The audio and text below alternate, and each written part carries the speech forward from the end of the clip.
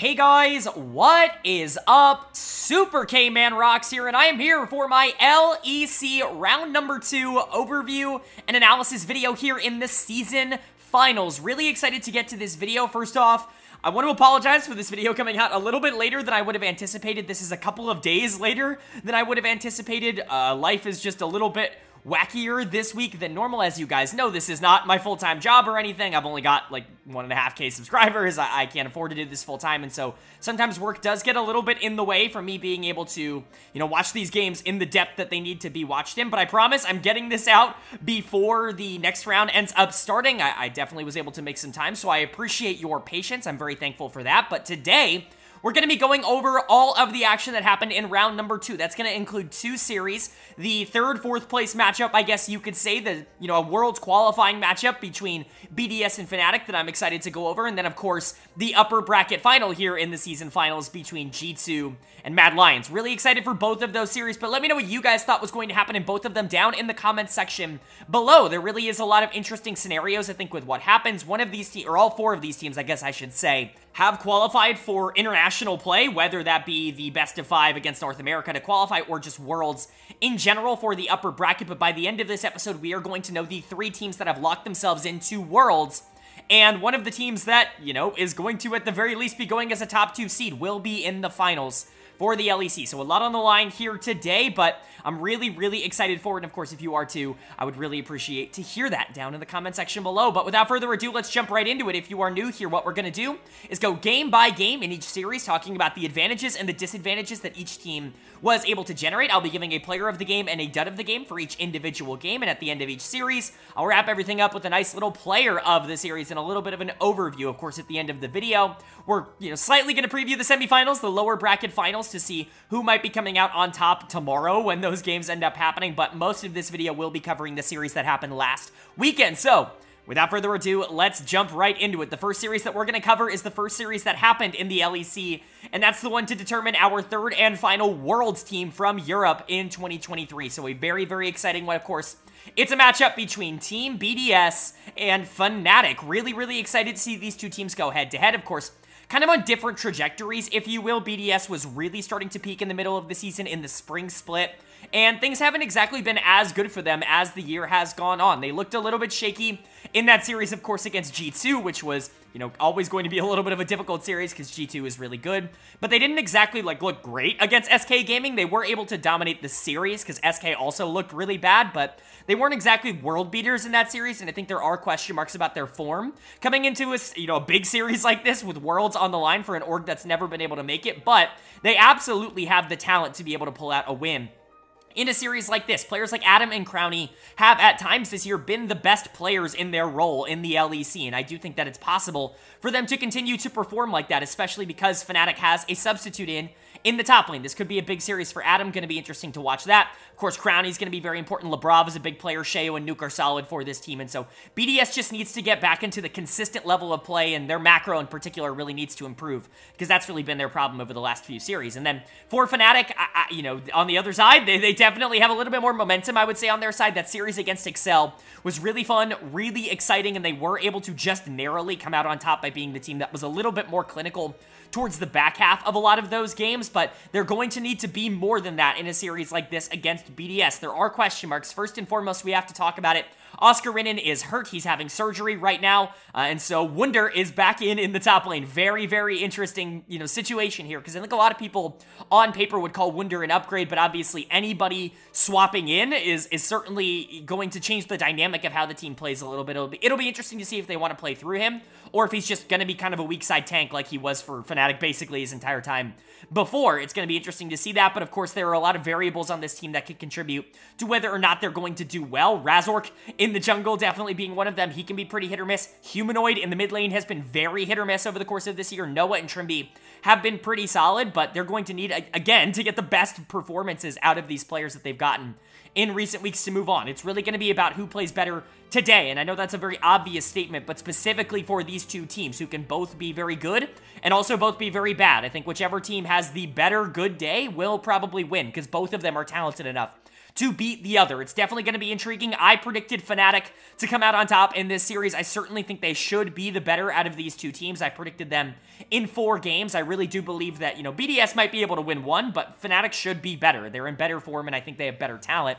It's, again, all just about how this jungle mid steps up. I think that's a pretty big hole for BDS to potentially fall into, and so it's going to be interesting, but, of course, if we're going game by game, that means we get to start off our analysis with game number 1, and the winner of game number 1 was BDS. They are going to take the first game of this series. They're going to go up 1-0 in this series, and that is very, very big for this team. Again, I talked about momentum and confidence being such a big deal for both of these teams moving into this series because BDS hadn't necessarily had as much as they had, you know, a couple of months ago, and Fnatic was kind of feeling it, right? They finished 3rd in the regular season. They ended up taking down Excel, who beat them in the playoffs. Like, that's really, really good. You're in a pretty good spot mentally. For you to lose game number 1, not exactly how I think you wanted things to go, and a couple of the weaknesses, a couple of the things that we were worried about did end up coming into fruition in this game number 1. We'll talk about BDS first, because I do believe that they played a really good game, and I want to credit them more than I want to diss Fnatic.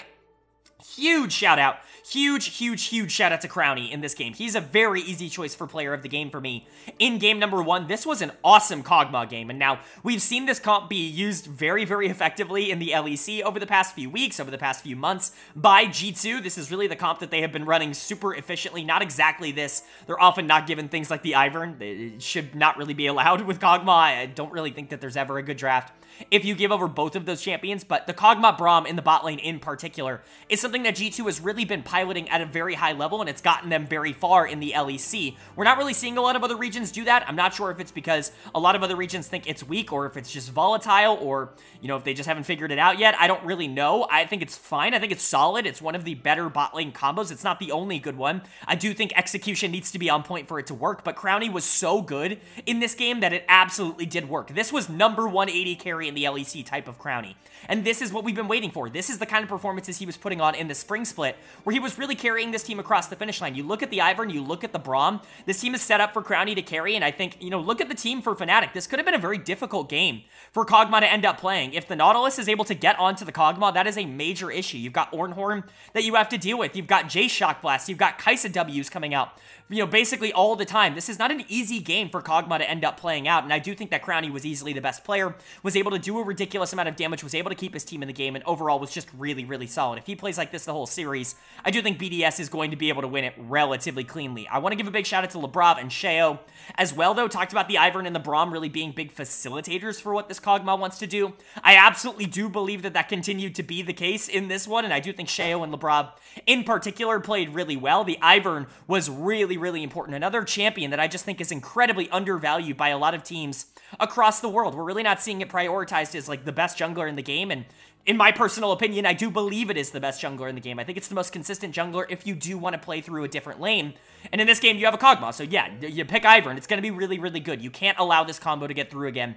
I think it's simply too strong. Braum is obviously really good as well. We've been seeing G2 in particular, like I said, pilot Braum at incredibly high levels and to an incredible amount of success. I think Braum is one of the best supports in the game, specifically if you are going to go for a hyper carry win condition, which is very common in the game right now. Just in general, it felt like BDS executed well. Adam was awesome in the top lane. Really good game from him. Nuke was solid in the mid lane. Basically, everything they needed happened in this game for BDS. And then for Fnatic on the other side, this was not the game 1 that I think you wanted to have. A couple of pretty big misplays coming out from this team that I think really knocked them down a peg, in my opinion, in terms of, like, what I expected from them. Specifically, Trimby in the support position. He's going to get my dud of the game. This was not a very good game from Trimby. I'll give some credit to Noah. I think Noah tried his best. He was doing a lot of damage on the Kai'Sa, specifically in the back half of the game, but Trimby's engages were really bad, even early in the game. Specifically in the mid game, he was just not doing what he needed to do in this game. Trimby's been really good for Fnatic throughout this split, you know, ever since he came over to this team, but, you know, this was rough. This was more akin to spring split Trimby. The reason he was off of Koi in the first place was because he was playing games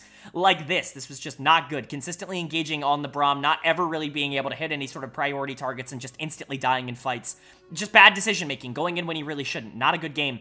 Razork, I think, was also a little poor on the Karthus. Very weird pick here in the jungle. I'm not really sure why the Karthus would be coming out in a meta like this. It's very, very slow. That's always been Karthus' problem.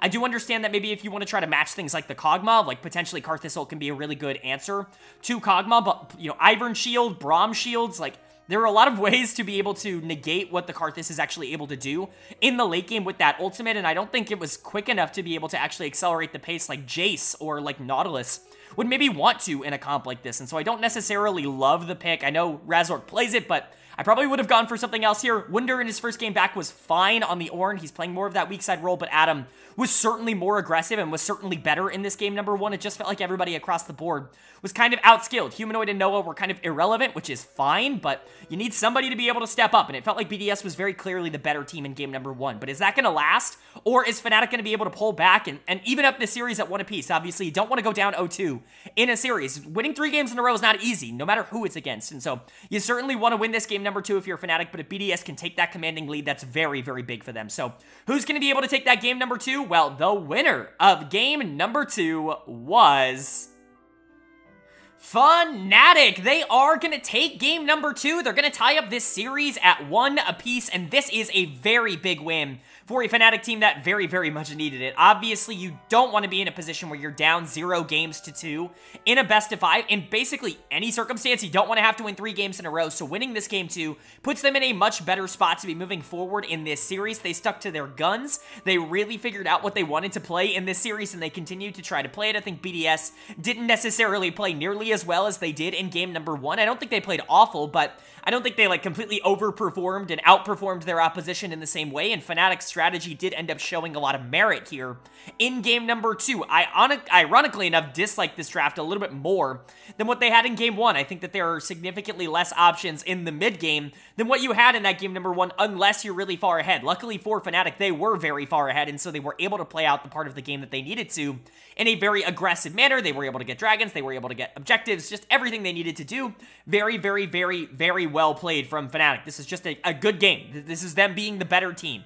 And I think that that's honestly more impressive than them outdrafting their opponent and kind of dominating in that respect. Player of the game for me is going to go to Razork in the jungle on this Karthus. I criticized it in game number 1. And I think a lot of the criticisms I have of Karthus definitely still stand, but if you're able to get this far ahead on that champion, like, there's a reason he's a late game hyper carry. Like, there's a reason he can take over games if he gets to power farm, and it's exactly this moment where if you have a lot of, you know, champions on the team that can really set him up, he can dominate some of these fights. He can deal a ridiculous amount of damage, and he power farms so quickly. He farms so intently that he's going to be able to generate gold so long as you can survive in some of the laning phases. You got a lot of good matchups. You got the Tristana into the Cassiopeia, which I think is relatively fine. You've got the Renekton on your side this time, which means you should be able to survive in the top lane a little bit easier than what happened with the Ornn in game number 1. And the Aphelios and the Alistar are certainly self-sustaining enough to not really cause any sort of problems on the bot side of the map, and so Karthus is just kind of allowed to do his thing, and then when you do want to set up plays for him, he is going to be able to capitalize. Razork was just awesome in this game.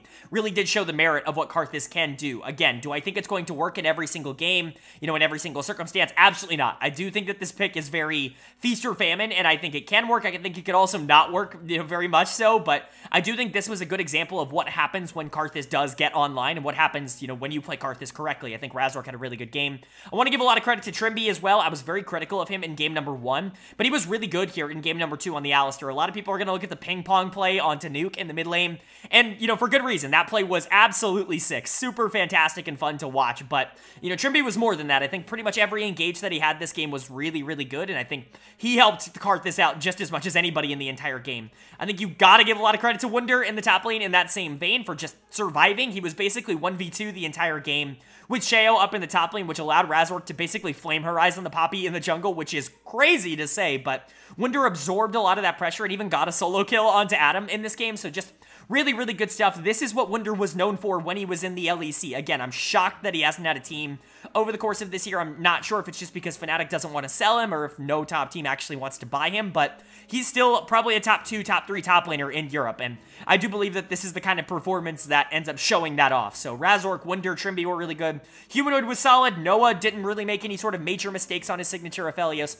Just good stuff from Fnatic. They outplayed their opponent, and they were able to get the win because of it.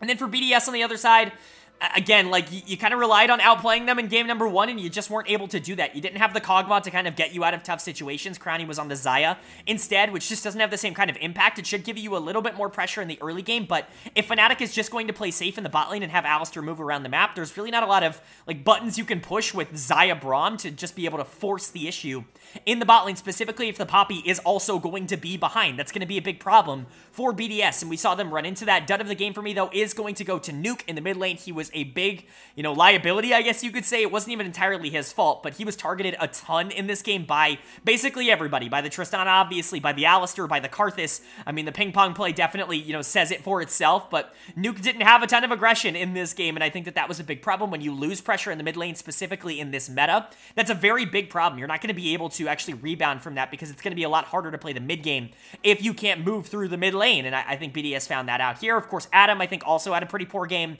on the Jax, was given a ton of resources, was given a lot of opportunities to try to get ahead of this Renekton, but even if that happened, I don't think he would have been able to take over, but it didn't even happen. He wasn't even able to win. He ended up getting solo killed by the Renekton, which is always such a major problem. So Adam, Nuke, not having great games. Sheo got Flame Horizoned in the jungle. Again, that's really, really bad. Like, I can't stress how awful that is for Sheo to have that happen to him.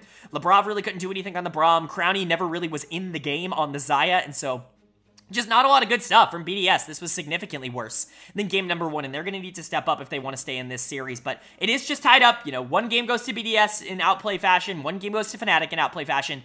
It's okay. It's going to happen, and so it's all going to be about what you do from this point onwards. Whoever takes control of the series, I think in game number 3, is going to be in a really good spot, but both teams are absolutely going to want to do that. So who's going to do it? Well, the winner of game number 3 was Fnatic. They are going to take game number 3. They're going to go up in this series 2-1 after losing that game number 1, bouncing back really, really well. And honestly, over the last 2 games, they have definitely looked like the better team by a pretty considerable margin, if we're being entirely honest. It just feels like some of these players are a little bit better than their opposition. Game 1 very much feels like an outlier, especially looking back on it now.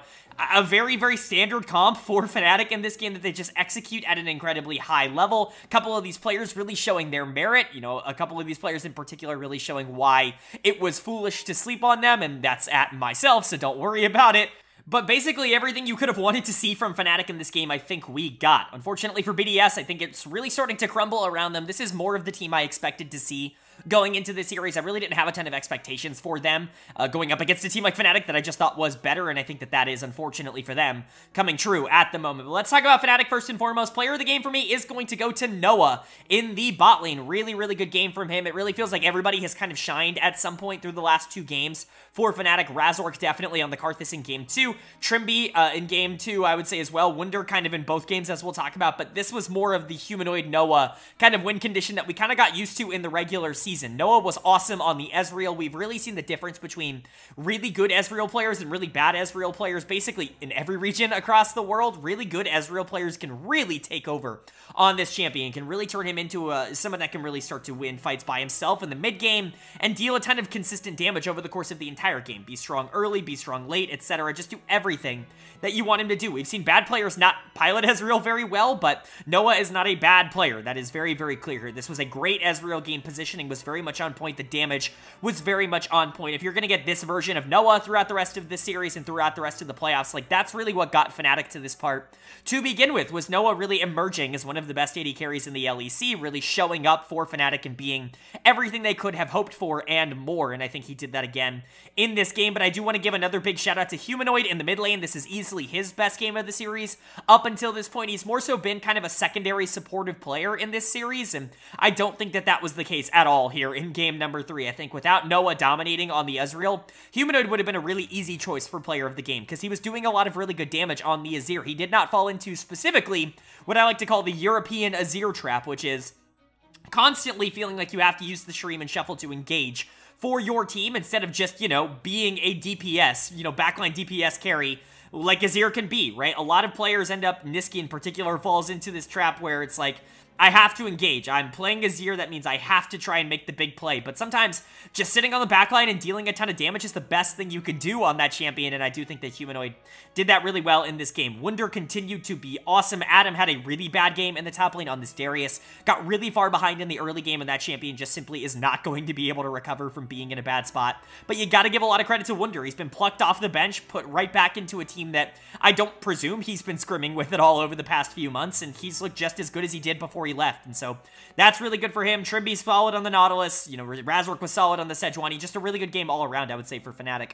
And then BDS on the other side, like, they honestly just look like they are outclassed. Like, I don't mean to say that Game 1 was a fluke, but it really does kind of feel like Game 1 was a little bit of a fluke, especially now that BDS is starting to play around champions that do require a little bit more of an early game aggressive mentality. Things like the Tristana, things like the Darius. It's just not working out for them. The Tristana really wasn't all that bad, but the Darius was a major problem in this game, like I said. Got completely outscaled after losing in the early game, and once again that champion is in a bad spot, there's just no recovering it. That's the problem with Darius at a pro level. But my dead of the game is going to go to Crownie in the bot lane. I think you could give this to Crownie or Labrov. I think both of them played really poorly in this game. Crownie's positioning was awful on the Sivir. This is a champion that you really need to make sure that you're not in danger with, because you don't really have a ton of tools outside of the spell shield to actually be able to save yourself. And look at the rest of this team. It's very aggressive, very offensive. You don't have a ton of, like, great peel, especially if the Rakan is going to be used more as an engage threat, which Labrov was doing this game, and so Crownie really needed to play a lot more safe, and it just didn't feel like that was getting through to him. He was getting picked off really consistently by the Renekton on some really, really good flanks. Sejuani, Nautilus, there's just a lot of tools to be able to get on that Sivir on the backline, but Labrov was also really bad. Consistently going in for engages instead of staying back to peel, I think, was a problem, but if you are going to go for those engages, you do have to land them. His laning phase in particular, I think, was really, really bad, consistently putting BDS in a really bad position, and I think that's just going to be a little bit of an issue. They have been very feast or famine over the course of this split. They were so good in spring, but they fell off a lot, in my opinion, in summer. And I think, unfortunately, this game was kind of the bad end of what we got in game number 1. But like I said, Adam was also poor. Sheo and Nuke feel pretty outclassed. Sheo, in particular, has just not been able to keep up with Razork really at all in the jungle in this series. BDS just doesn't feel like they're on the same wavelength. But we've seen what they've been able to do when they play well. We've seen them be able to go toe-to-toe with Fnatic. They just have not been able to do it in the last couple of games. So hoping that they can get everything together, because, you know, they're on elimination point now. If they lose this series, they are still going international, but it will be that international qualifier against Golden Guardians, and really that could go either way. But for Fnatic, you can close out this series here in game number 4 if you're able to pick up a win, and I'm sure that this team really, really wants to lock in their spot at Worlds. But are they going to be able to do it? Well, the winner of game number 4 was BDS. They are going to take game number 4. They are going to tie this series up at 2 apiece, and we are going to a Silver Scrapes game number 5 for a world spot. Now, this is exactly what we were looking for in this series. 2 teams that I think had a lot of question marks from a lot of fans going into this, and both of them really showing both the good and the bad of themselves. I think Fnatic very much messed with the formula, if you will, in this game number 4. We're maybe testing a few things out, and it didn't necessarily work out for them. I think that there were definitely opportunities for them to be able to win this game, but a couple of really bad decisions, a couple of really over-aggressive decisions end up costing them, and BDS really does take advantage of that. I know a lot of people are mostly going to be looking towards Fnatic because it's Fnatic, and that's just how it works. When Fnatic is in a game, that's the team that people are going to talk about. But BDS did a lot right in this game. I think that there were a couple of really good performances, a couple of really, really good games from a couple of these players, and that's exactly what I wanted to see. I was very critical of their gameplay, of honestly their performances over the course of this series up until this point, and I don't think I'm as critical of what they were able to do here in game number 4. So let's talk about it. Player of the game is actually quite difficult because I think there were quite a few players on BDS that played really well in this one. I'm going to maybe surprisingly give it to Adam in the top lane on this Darius, because I do believe that the Darius plays are really what kind of separated BDS in this game, really what kind of drove them ahead as a team. He was given a ton of pressure in the early game by Fnatic. Fnatic really wanted to play to shut down this Darius, which is very strange, very, very strange, in my opinion, because what we've been seeing over the course of this series is that Wunder has actually done a really good job at being able to isolate himself and to be able to do well in that 1v1. And so to take that out of the equation, to give a lot of pressure to Wunder, all of a sudden Adam has more opportunities to potentially take advantage of some mistakes coming in from Fnatic. And that's exactly what happened. The Darius was a lot stronger here in Game 4 than it was at any point in Game number 3. Now, he certainly wasn't the only one out there making plays. I want to give a big shout out to Lebrov, in particular, in the support position. He's the other player that I really considered for player of the game here. I think the Rakan was honestly fantastic in this game. I've been very critical of Lebrov in this series. Games 2 and 3 from him really were not all that good, but I've been very, high on him. I've praised him a lot over the course of this year, over the course of 2023, and I think these are the performances that really give me a lot of hope. Lebrov has been a player that's been right on the cusp of being one of the best supports in Europe for like 3 years now, basically his entire tenure on Vitality, and then here on BDS, he's basically re-emerged after a rough 2022. It is really good to see him perform well. It's just the consistency that's going to be an issue for him, and the consistency is still a problem, but he was good in this game. Sheo was really solid on the Maokai, easily his best game of the series, in my opinion. Maybe the Ivern in game number 1, but this was also really good. And then Crownie, I think, was solid on the Ezreal. 2 good games of Ezreal, one from Noah and one from Crownie in this series. It definitely makes you think that this champion's a little bit better than maybe people are giving him credit for. LeBlanc is fine. Nuke was fine. Certainly wasn't a game breaker, but was good enough. I think BDS overall was just the better team in this game. They had the better game plan. And they took advantage of, like I said, Fnatic's mistakes. And Fnatic sure made a lot of mistakes in this game. I don't know what goes through this team's head, but sometimes they just get into this mode. I don't know if it's overconfidence. I don't know if it's just over-aggression. I don't know if it's just a playstyle thing with some of these players, but every once in a while they will throw out like a lot of the clean, macro-oriented gameplay that they have shown in the early parts of the game, and they'll just say like, screw it, we want to fight all the time, and that is so negative for them in so many circumstances. They will take bad fights where they're down a number, and they'll try to win it, and they'll get absolutely blasted, and all of a sudden the mid-game is a lot more difficult because, like I've said before with Fnatic, and like I will continue to say about Fnatic, they truly are not a good team at playing from behind. They are really good at playing from a lead. They know how to choke out an enemy. They are really good once they are able to generate that gold, but they're really not good from a disadvantageous position. They have a couple of players that I think really are not all that careful and really do make a lot of mistakes, especially when, they're not playing ahead. Razork and Humanoid are really the ones that come to mind as players that aren't particularly good at playing from behind. And so Fnatic continues to struggle from that, and I think that was, again, the problem in this game. Now, it wasn't, like, entirely awful. I am going to give dud of the game to Noah because I do think that it was a really bad game from the Aphelios. I think if he was a little bit more efficient on that champion, it could have been better. I see a lot of people questioning why they're going to go to a champion like Aphelios. I think Aphelios in isolation is fine, especially because I do think it is Noah's best champion by a pretty considerable margin. He's shown that over the course of this year that this is definitely the champion that he favors, but pairing that up with Kai'Sa, pairing that up with Sejuani, it really doesn't give you a lot of pressure in the early game, and so if you do end up getting behind, if you do end up going into a team that is very active in the early game, or alternatively, if you yourself try to be incredibly active in the early game and don't have the strength to do so, which is what happened this game, then you're going to be in a really bad spot. You're not going to be able to get to the power spikes that you need to make this comp really work, and I think that was unfortunately the case for Fnatic. Nobody, in my opinion, played particularly well on this team in Game 4, and that's the reason we're going to Game 5, but Fnatic looked really good in Games 2 and 3. If you're going to go off of Game 4 form, then BDS is probably going to have a lot of confidence and momentum going into this final game, but Fnatic should be the better team. They've been the better team, in my opinion, over the course of this series, and so it's going to be interesting to see who's going to take it, but of course, this is for a Worlds spot. One game to decide it all. Who's going to take it? Well, the winner of Game number 5 was Fnatic. They are going to take Game number 5. They are going to solidify their spot in the top 3 here in the LEC, and you know what that means. They have officially now qualified for the 2023 World Championships. Congratulations to Fnatic. They've absolutely earned it. They have peaked at the right time. This year, they have figured out exactly what they needed to figure out, and basically everything is coming together. This was a bottom 2, bottom 3 team in the first 2 splits, and everything kind of came together, and now they're a top 3 team going into the World Championships. That's exactly what you wanted to see from your powerhouse. I mean, basically, it's them and G2, right? Like, they are the organizations that have consistently been able to do this in Europe, and I think a lot of people were really concerned that Fnatic was not going to be international this year, but here we are. The inevitable ends up happening. Their Fnatic mojo ends up coming through always, and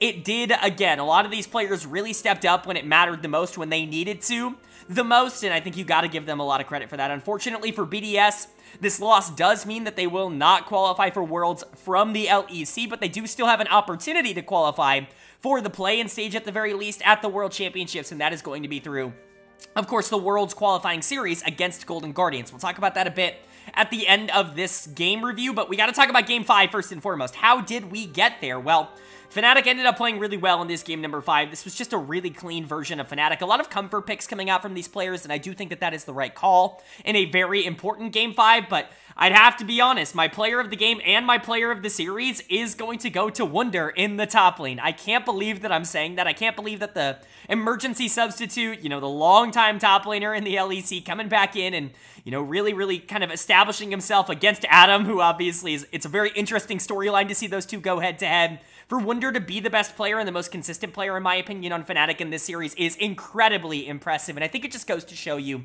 exactly who Wunder is as a player. He was ready for this moment, and he still is one of the best top laners in the LEC. Adam had been great over the course of this year, but Wunder can really be that guy for this team if they need him to be. I don't imagine he will continue to play for Fnatic once Oscar Renan is healthy, but it's certainly an interesting conversation to have, and it will certainly be a 6-man roster at the very least. He will be the substitute going into Worlds, but he was awesome on the Renekton here in game number 5, was consistently absorbing pressure, and then just was super consistent in team fights. Even in the games that they lost, he was definitely the most consistent player on the team, which is why he's getting the Player of the Series award. But everybody else also played well. I very much considered giving it to Razork in the jungle. His Ivern game here in game 5 was obviously great, but the Karthus stuff early on in the series was really fun, and I do think he played well just in general throughout most of it. I think the Sejuani games were a little bit worse, which is why he's not getting it.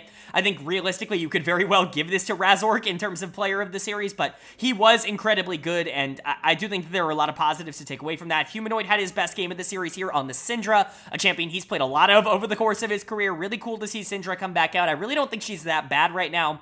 I see a lot of people not necessarily talking about her as a mid laner that could potentially come out as a, you know, a burst mage kind of style. I do understand why, like, the meta just doesn't necessarily play towards burst mages at the current moment, but if you can play Syndra, play Syndra. I mean, Humanoid popped off in this game, and that was very clear. Noah and Trimby were good, especially in the games that they won. Trimby in particular was a little bit feast or famine over the course of this series, was awesome in the games that did end up going Fnatic's way.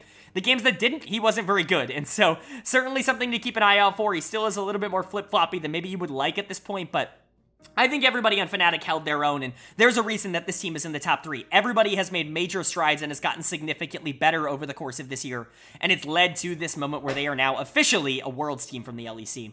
And then for BDS on the other side, just unfortunate, right? Like, I don't think you came into the series, or maybe a lot of your fans came into the series expecting to win, and I think that that's okay. Like, you were the underdogs, and for good reason. This org has never even done this well in the LEC before. This is the best they've ever done, but going out in 4th place is certainly something that is going to be interesting.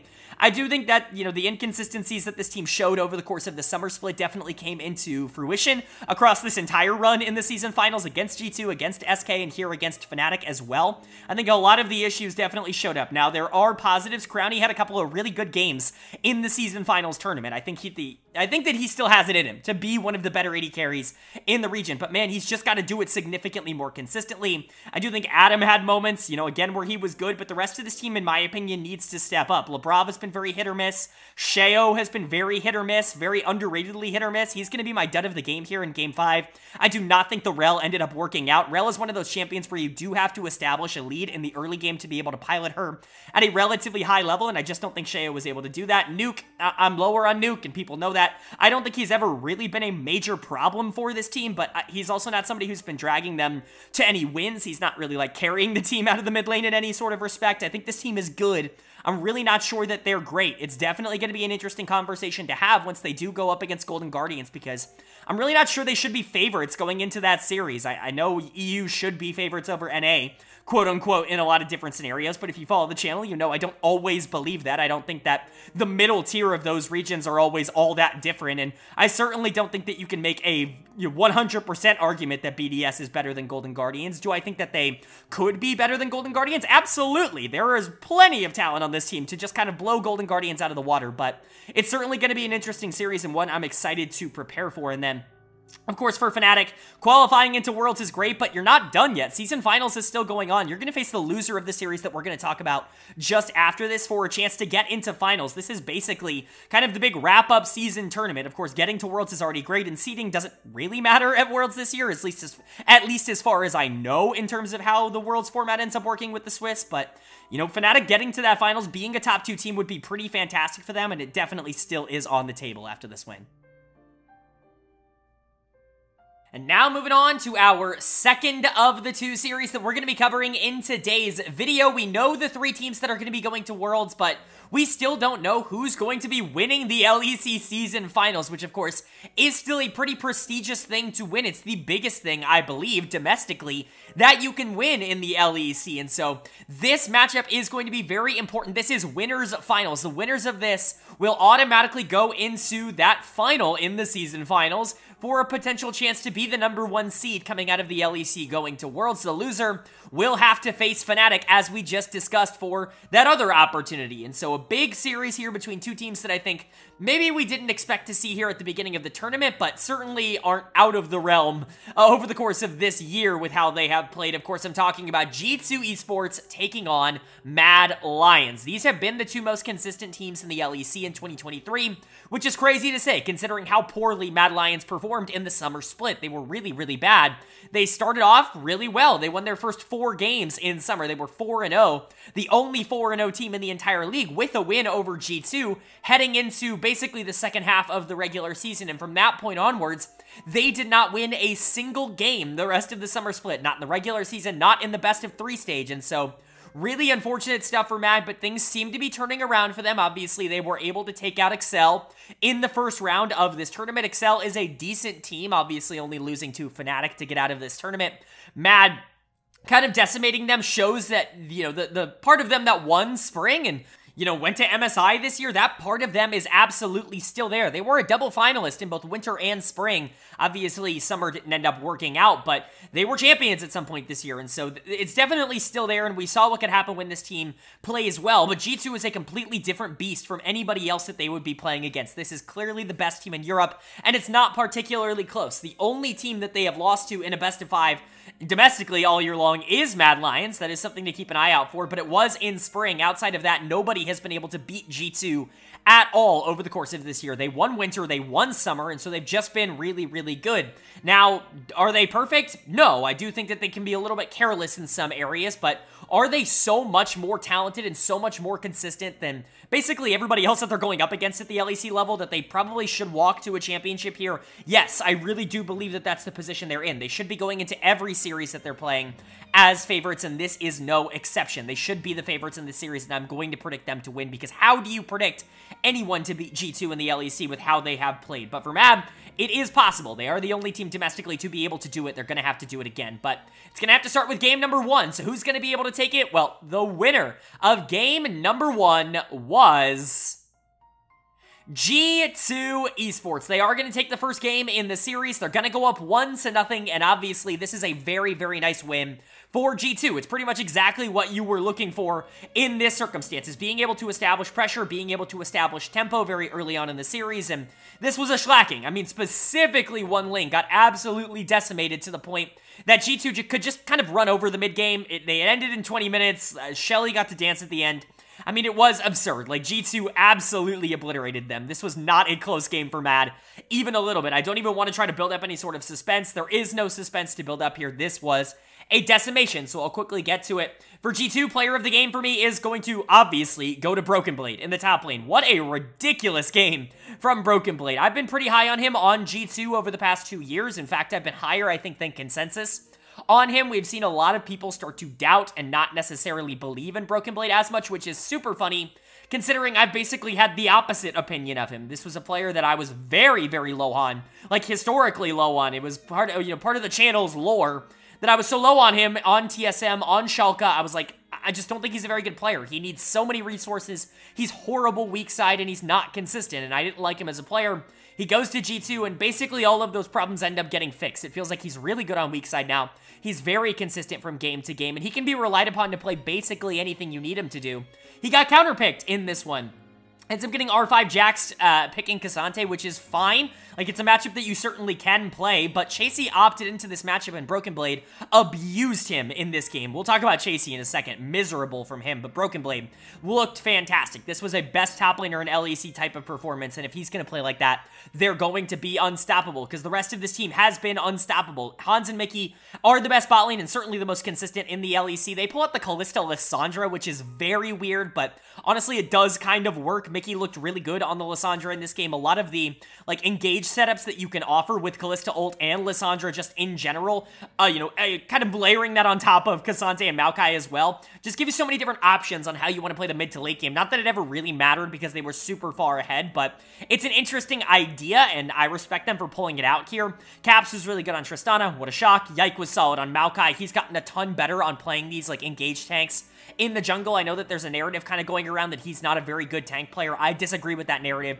specifically now by the end of the year. There were times in the year where I was concerned about that. Not anymore. Yike's been very, very good on them, and so G2 just looking very, very awesome. I mean, 20-minute win, absolutely devastating. And then for Mad, you got obliterated, right? Like, you just got to stay in the game mentally. Like, that's really where you have to be right now. You have to say, game one happened, and we have to put it completely behind us, because there really weren't any takeaways in this game that I feel particularly good about. Dead of the game, no brainer, goes to Chasey. Got absolutely decimated in the top lane. You counterpick Jackson, you get, thrashed. Like, I can't express to you in this video, if you haven't watched the game, just how poorly Chasey played in this game. This was miserable from him. He's been bad sometimes over the course of this year, but really, the thing that I've always been complimentary for Chasey is the fact that he's gotten way better in best of fives. He is a best of five player. He's a big game player.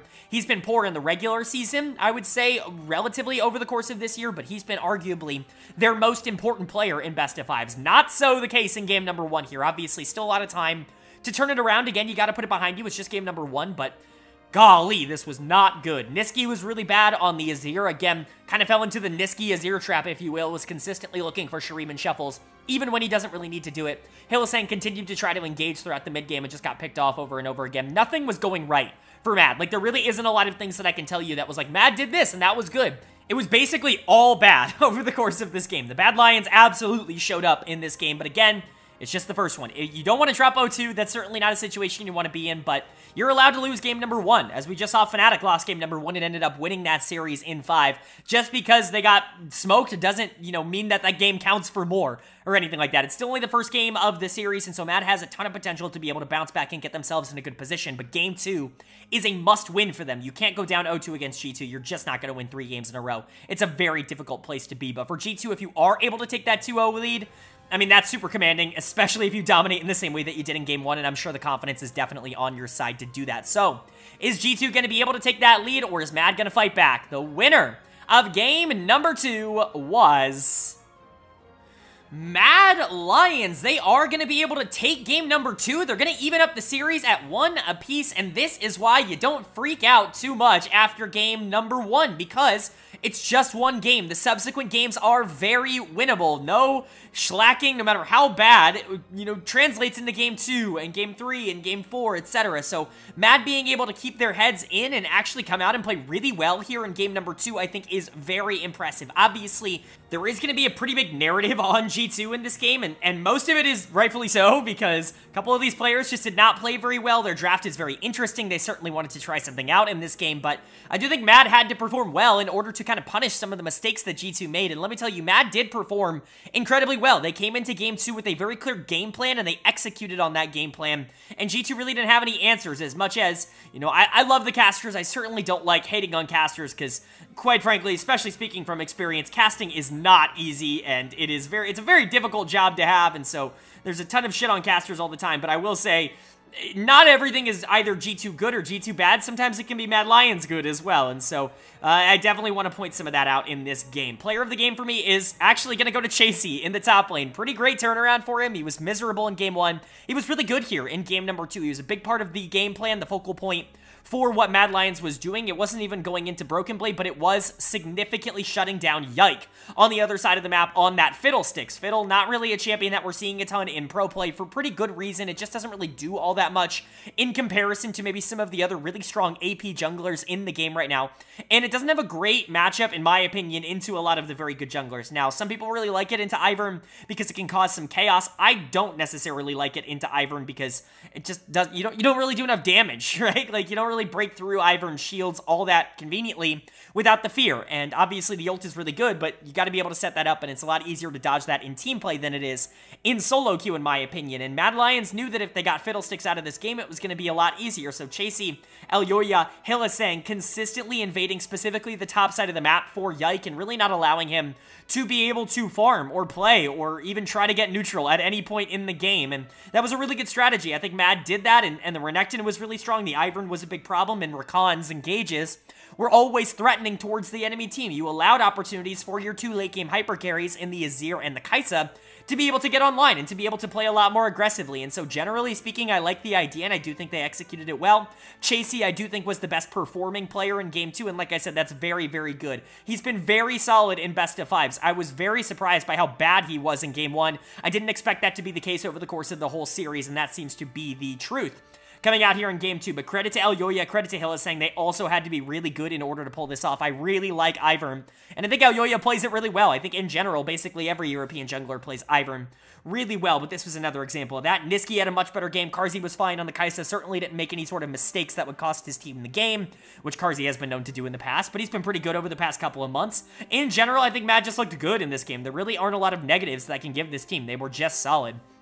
And then for G2, on the other side, I mean, you can point to a couple of players in particular as having really bad games. The jungle mid duo certainly didn't look all that good here in game number 2. Dead of the game is going to go to Caps for me. He was actively inting this game. Like, there really is no other explanation for how he played. Like, that's happened a couple times over the course of this year. I mean, it's happened with Caps before, right? It's not like we've never seen Caps int. He's a very aggressive player. He's somebody who likes to play forward, but this year, it's been a little bit more common than maybe you would like to see. Some of these Nico games, some of these Tristana games have just been a little bit questionable from him. This was not good. I mean, he was actively in the wrong place at the wrong time all the time, consistently taking bad fights and putting his team in a bad position. And poor Yike, I mean, he tried his best this game. I don't even necessarily think he individually played all that bad. He was just put in such a bad position on the Fiddlesticks that his game was entirely ruined, and his team was completely inting across the map, and nothing was really able to be done to bring that back. Mickey and Hans certainly weren't winning in the bot lane, which is a problem going into Kai'Sa.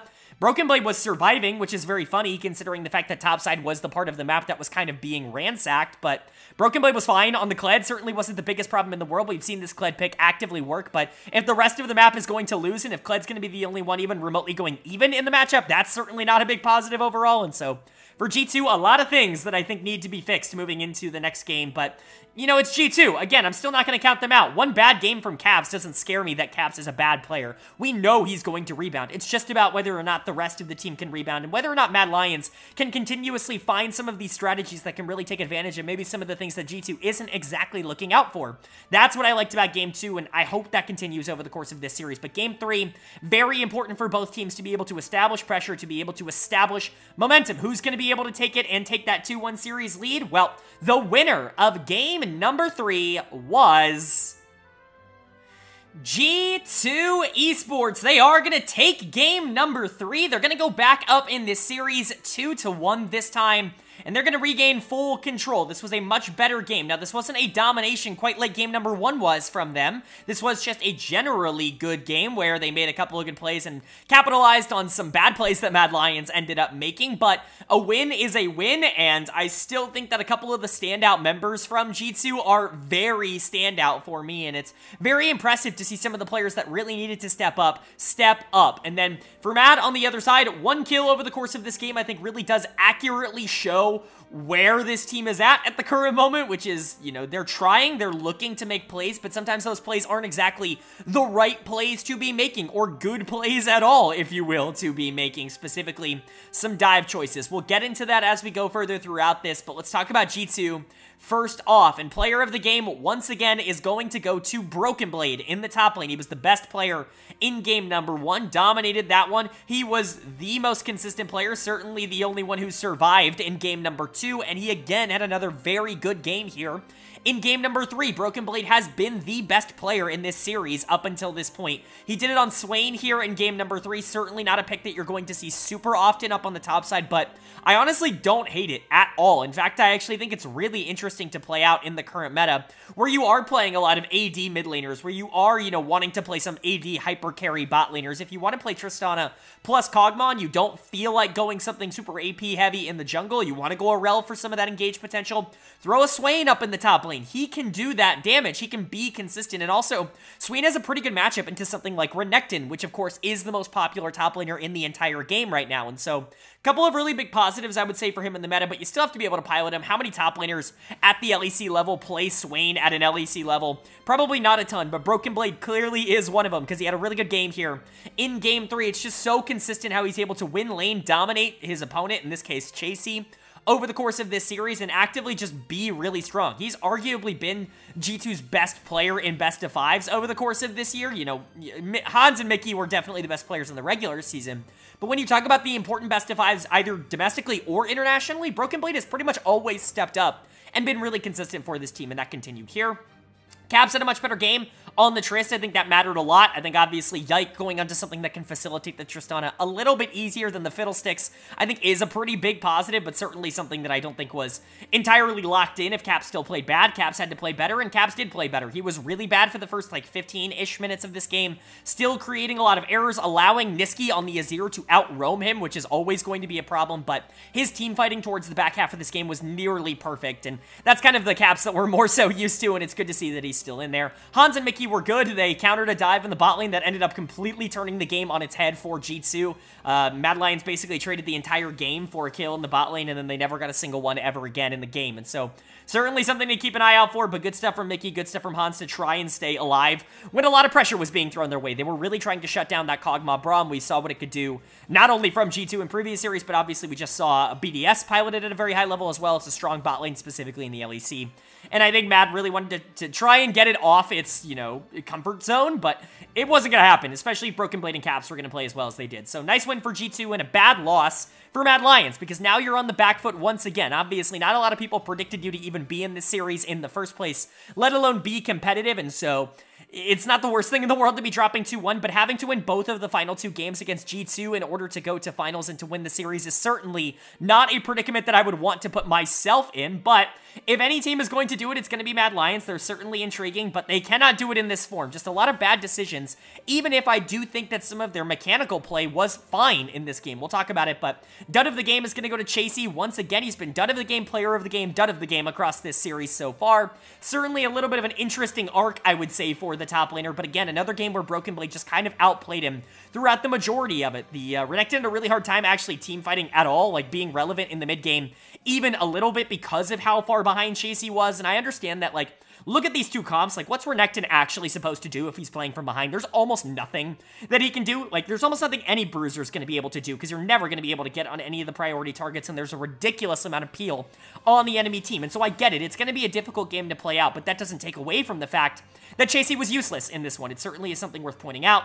Niski is a good scoreline, but again, fell for the trap of consistently trying to go for some Shuriman and shuffles towards the back half of the game when he didn't need to, when he really could just let his Sejuani and his Renekton try to do as much as possible. This game, it's a little bit more excusable, but a couple of bad plays from Niski that are really highlighted. And then Carzzy, I thought, played really well outside of the dive, which was just absurd. Elyoya, Niski, Carzzy, Hylissang, I don't get what was going on. I'm not going to harp on it too much because it's one play, and your entire game isn't dictated by one play, but that play set them behind so much that it was very difficult for them to play it out. I thought Carzzy was fine. He's probably been this team's best player over the course of this series and over the course of this split, quite frankly, a summer split, if you will. But Mad's in a really tough predicament. You don't want to have to win 2 games in a row against G2, but that's where you are. You got to start by winning game number 4, which is winnable for this team. we've seen them be able to beat G2. Yes, G2 had to underperform, but that's not entirely out of the realm of possibility. At least we know Mad can capitalize if G2 is going to play poorly, but if G2 just closes this out, plays consistently, and gets to where they want to be, they're going to be able to take this series and move on to finals. So are they going to be able to do that in 4, or is Mad going to push us to a Silver Scrapes game number 5? Well, the winner of game number 4 was G2 Esports. They are going to take game number 4. They're going to take this series 3-1, and that is it. That's G2 in the finals. I know it's not particularly surprising. I know it's not an upset. I know it's not a shock, but here we are. This is what we all thought was going to happen, and it happened maybe a little bit closer than we expected. This game number 4 was competitive. There were definitely some moments for Mad Lions. A couple of players I definitely think tried to step up and tried to make things at least a little bit more interesting, but G2 was simply too good. They pulled the trigger on one massive play, and then all of a sudden the game is over. It was looking like Mad was basically in, I don't want to say in control, because they were still behind in gold, but they weren't looking all that bad in this game. They were sitting in a spot where maybe if it goes 10 or so more minutes, then you have a Kaisa who's really strong. You have Rumble for Rumble ultimates and team fights. You have a Neela who can really combo off of the Jarvan really well. Same thing with the Rumble, right? You've got a lot of things that I think actually contribute towards potentially being able to win this game if you're able to drag it out a tad bit longer, and then all of a sudden, you just line up in a perfect straight line for a 5-man Yone ult, and I'm like, what is going on? I get Broken Blade's taking all your towers, but you can't do that. You can't get away with that. It's really, really good stuff from G2 at being able to pull the trigger at the right moment and really just being able to outclass their opponents, be the better team. That's what they were in this series, and you know, that's what got them the win, and I think that that's what's gotten them a lot of wins over the course of this year up until this point. But let's talk about it. Player of the game and player of the series is a no-brainer. I mean, it's absolutely Broken Blade up on the top side. He was G2 in this series. You can talk about how Caps, I think, played a lot better over the second half, was really good at the second half of Game 3, and then all of Game 4, I would say, on the LeBlanc, but really, at the end of the day, I mean, it's not even up for debate. Broken Blade was G2 in this series. This was awesome from him, and basically everything you could possibly want out of Broken Blade as a player. This was a spectacular series. He dominated Chasey in lane, and then became such a nuisance outside of lane that it was very difficult to deal with. I think, obviously, games 1 and 3 were definitely more lane-focused. I think this game was definitely a little bit more side lane-focused, which is still a really big positive towards Broken Blade because it does go to show that one of the big weaknesses that he had as a player over the course of, like, his first year or two, specifically his TSM days back in North America, was side laning. He really wasn't a great side laner. He was a good side laner, but he was somebody who liked to have a lot of attention around him. He liked to be the center of a team fight, and he liked to really be kind of pushed forward in that respect, and that was kind of a big positive for him. And a big negative was that he wasn't very good as a weak side or more of a side lane player in general. He wasn't that. That's not who he was, right? But here we are in 2023, and Broken Blade is one of the most complete top laners in the West, and it's really impressive to see. It's it's a testament to him as a player. It's a testament to G2 as an org that seems to get the best out of literally everyone that passes through it. It's just really, really good stuff, but he did carry them today, and he was awesome. In this game number 4, he was basically everything they needed him to be. The scoreline doesn't necessarily show it, but his impact on the top side of the map was really huge, and his ability to continuously apply pressure even when Mad Lions feel like they were getting things around the map really kept it from becoming a Mad Lions-focused game where they could just kind of scale up into the part that I think they wanted to hit all along. So credit to Broken Blade. Caps obviously played really well in this game in that same vein. This is probably his most complete game of the entire series here on the LeBlanc.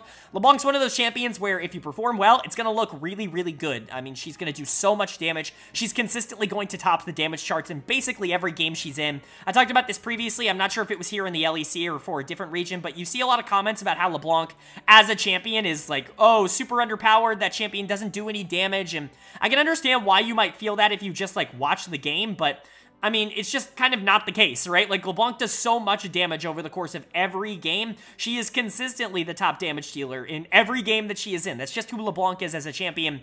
I get that it can be a little bit easy to call that out, but it's just not true, right? Like, that narrative isn't right, and I think LeBlanc is strong, and I think Caps proved that again here. Mickey going back to the Braum, it's been a very big staple for this team and for Mickey as a player, and I do think he continues to be the best at it, maybe in the entire world at the current moment. Hans was good on the Xayah, Yike was solid on the Maokai, but this was Broken Blade for me. Like, it's hard to talk about G2 in this series at all and not mention Broken Blade first, because he really was the best player for them. And then for Mad, their season is not over, their season finals are not over. Obviously, they've already qualified for Worlds, they're one of the top 3 teams, but losing this does not end their quest to become the champions of the LEC in 2023. They are now moving down to the lower bracket, because this is their first loss as an upper bracket team. They will be facing Fnatic in a series that I will preview in just a second, but in this game, things just didn't quite go their way at the end. I think that they were actually positioning themselves rather well. I think Elyoya in particular played this game really well on the Jarvan. J4 is actually a pick we've seen work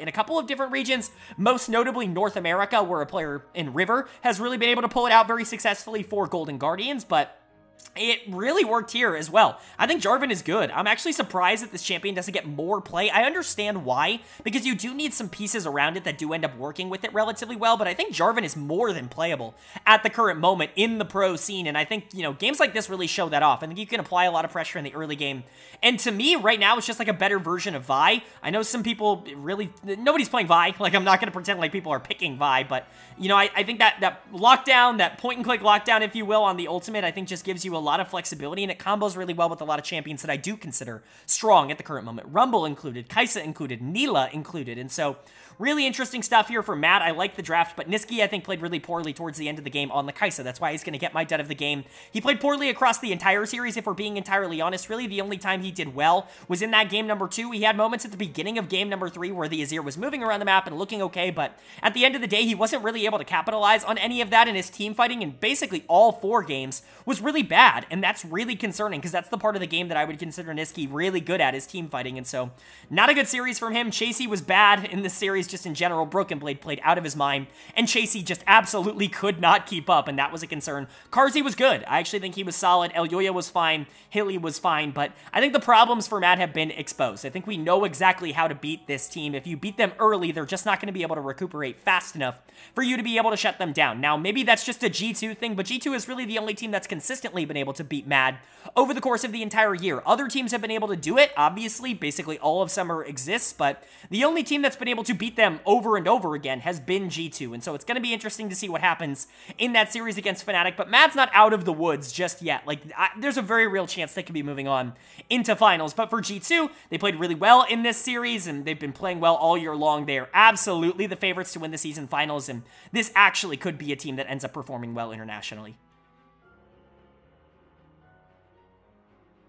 Alright, but that is going to do it for my LEC Season Finals Round 2 overview and analysis video. Of course, up on the screen now, you're going to see the updated Season Finals bracket. We've only got 3 teams left. G2 beating Mad Lions makes their way into the finals of the Season Finals. Very weird title that's going to be when we get there, but Mad Lions, with their loss, do move down into the lower bracket to face Fnatic, the winner of Fnatic and BDS. BDS, of course, now moving on to the international qualifier against Golden Guardians, the Worlds qualifying series. Very excited to preview that when we get to some Worlds time, but right now I'm going to go ahead and preview Mad Lions versus Fnatic, because that's really the game that matters the most out of a lot of the ones left, and that's going to be a really, really intriguing one. I could honestly see this going either way. Obviously, we saw Mad beat down Excel a lot more harshly than Fnatic was able to do when they faced them in the lower bracket, but Fnatic, you could argue, is in better form, specifically after the summer split, and so I think this series is going to be a lot closer than people are giving it credit for, and in fact, I'm going to pick a little bit of an upset here.